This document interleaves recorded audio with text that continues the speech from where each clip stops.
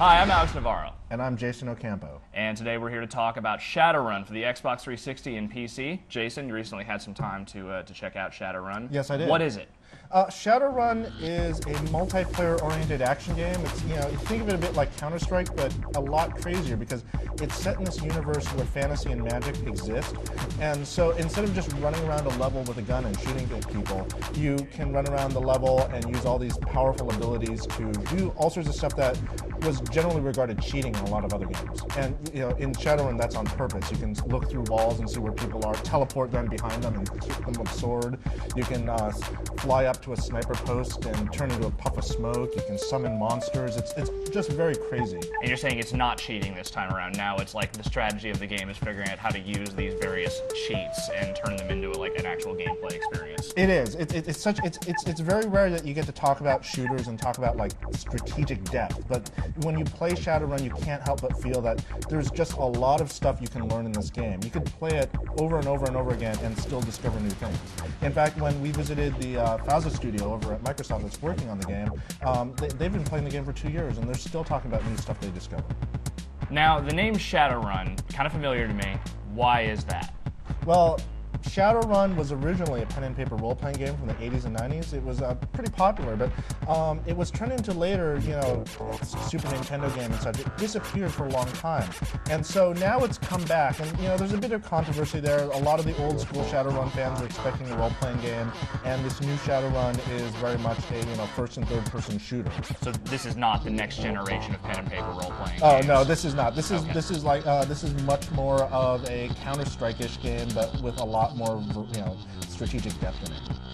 So, is there much of a single-player component to this game? Is there a real story to it? Like, what's the background on it? Well, the background is you're going to be playing as one of two teams fighting for control of this South American city. And the game is really built around its multiplayer component. There is going to be a very extensive single-player tutorial where you can play the missions over and over again. It's not just going to be like just telling you to press A. You can, it's all about teaching you all these new powerful abilities and how to use them and letting you have all the time you want to practice with them. But you're going to really just want to go online, and they're really designing it so multiplayer is very simple to get into. You're in really quickly, and even better, the multiplayer is going to be cross-platform. So if you have a Windows Vista machine and an Xbox 360, or if your friend has a Xbox 360, you can play each other. And so finally we might be able to settle mouse, keyboard versus gamepad for once and for all. Awesome. I should also note that Shadowrun does have some pretty sophisticated bots in it. They have to be, because they have to be able to use the same kind of abilities that the humans can. And if you see all the things that humans can do, like being able to teleport everywhere and do all these crazy abilities, the bots, you can actually learn a lot just by watching what they do. So you would say the single-player campaign is maybe more like something like Chrome Hounds, where it's there, it's you can play it offline and whatever, but it's maybe more to train you for the multiplayer experience. Exactly.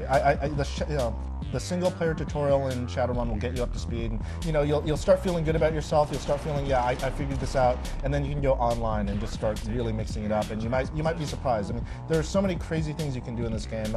I think one of the favorite things you can do is get up on a tall tower, and then you just kind of glide over the battlefield. You deploy your wings. Then you use your enhanced vision to actually see through see through the building below you. You see the location of everyone, and then you can dive down toward the building, and right before you hit, teleport through the ceiling, pop up right behind the guy, slice him, and then disappear before his friends can react. So, I mean, this all sounds kind of crazy. It's all kind of, it seems like a really neat premise. In your time playing the game, did it seem like it worked? Did it seem like it was actually coming to fruition the way the developers wanted it to? Or, was there anything you noticed that was maybe a little off? In my time playing Shadowrun, I've just been so impressed with just how wild and dynamic a gameplay experience it is. Fauza Studio, the development studio that made it, has a really excellent track record with Crimson Skies and Mech Assault. The lead designer of a little game called Halo worked on Shadowrun. I've never heard of that. Yeah, I know. Okay, I'm sorry. I can't help you with that. Obscure title. Yeah. Sorry. But, they've been playing this game for 2 years. And, the first thing they even really did was they just started working on the core concepts of the gameplay. And once they had that, then they started actually building the rest of the game. And they've been honing this in for 3 years. It's a remarkably just dynamic game. And one of the great things is you can just keep playing it and discover new things all the time. So we know it's coming out for the PC and the Xbox 360. Roughly when is it due to come out?